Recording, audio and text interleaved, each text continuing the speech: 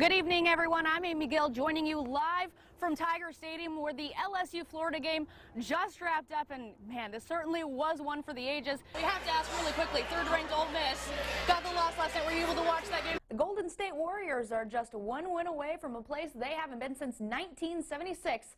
The Western Conference Finals. There's been talk about him possibly retiring soon, hanging up the cleats. Well, I got to ask him about it today. DeRuyter in particular likes this sort of technology for the quarterbacks because they're able to see the formations a lot better than with a simple camera. Totally new quarterbacks coming up. Zach Greenlee, Kilton Anderson, Chasen Virgil. What did you see out of each of those quarterbacks? The LSU guys, they are warming up, getting ready to take on a Kentucky team that is once again ranked in the top 10. They said after last night's game that they just need to keep doing what they're doing, work hard, and try to limit the big plays in order to get wins in their final two regular season games. Huge matchup we have here, 6th-ranked LSU against 8th-ranked Florida, but they've got a backup quarterback that they're going to have to start tonight. The first day of spring practice means that the quarterback competition begins today. This is almost a completely different offensive line than they started with week 1, and they were still able to protect it.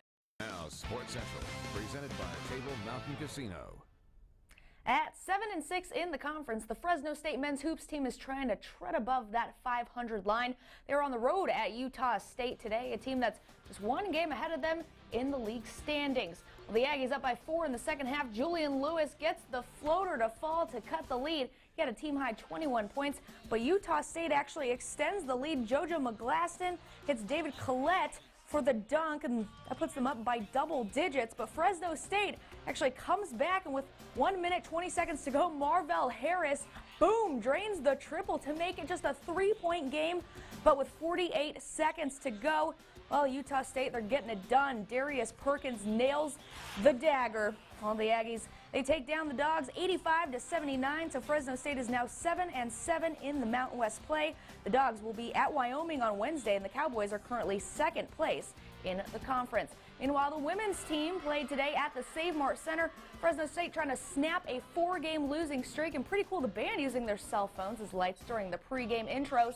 Well, first half, good ball movement. Alex Spur with the fake, and then steps back for the 3. That was actually her only basket of the game, but the Dogs are up by 4.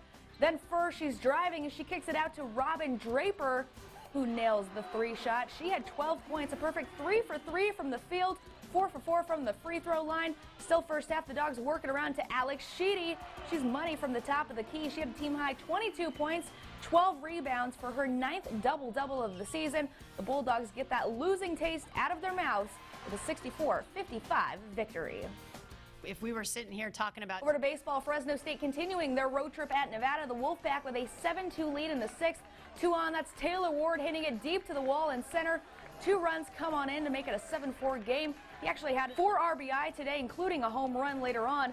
The Dogs walked in several runs in the bottom of the 6th, and they fall yet again to Nevada 12-7. The Wolfpack will go for the sweep coming up tomorrow. As for the Fresno State softball team, the Dogs hit back-to-back-to-back.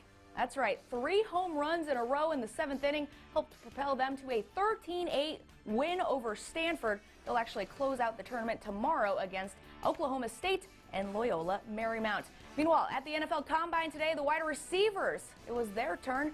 So former Bulldog Josh Harper got to show his stuff to the scouts in the 40-yard dash.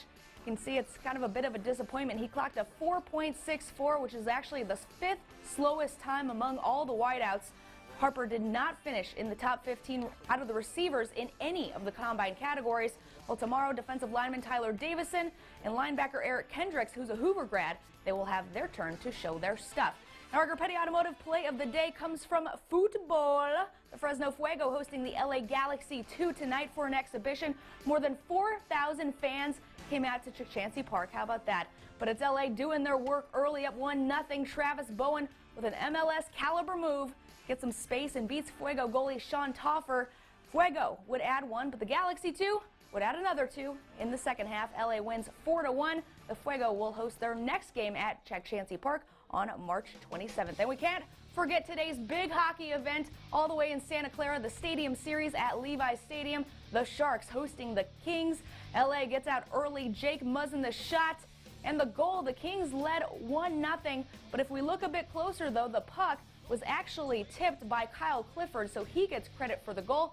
But nevertheless, it's 1-0. Soon after, on the faceoff, the puck goes to Brent Burns, and he scores. Tie game 1-1 all the way until the third period, and that's where Marian Gaborik, he is skating, sends the puck straight into the net. The Sharks could not recover. LA spoils the outdoor game just a bit with the 2-1 victory. And the high school hoops playoff seedings, they were actually announced today. You can find that info online right now at yourcentralvalley.com. Catherine?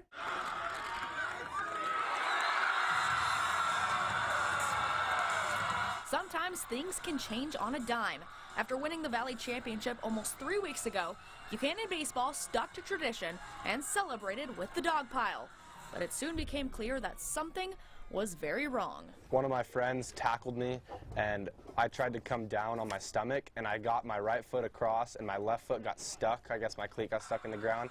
And so once I hit the ground, all the bodies came on top of me, and I felt like a ripple of pops. Once they got off, that flipped over, and I just saw my knee, and I just had no idea it was that bad, but it was bad. Connor Lepridge, who had just thrown a 3-hit complete game, had to be taken away on a stretcher. Lepridge had a dislocated kneecap.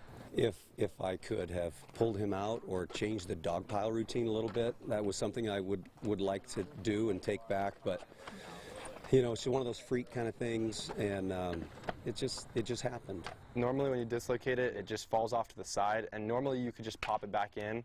I actually tried to pop it back in on the field.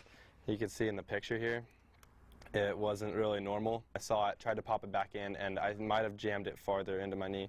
It's like at a 45-degree angle right there. The senior was immediately taken to a hospital where it took doctors a few hours to pop his kneecap back into place. A few weeks later now, Lepridge wears a brace and walks with crutches. That's how he walked at graduation last night, and it's the reason he will not be on the mound at Chachansey Park on Sunday night, but instead he'll be in the dugout. There's one guy that really deserves to be on the bump, you know, that night, Sunday night, it's him. That won't slow him down. He's still excited. He wanted me to list him as a coach on the staff. You know, that's his personality, right? It sucks because like I wanted to get to play one last time with like my best friends on the team. But I mean, it's not too bad. It's just another game, another week of rest that I get for next year. Luckily, Lepridge is expected to make a full recovery before the next baseball season.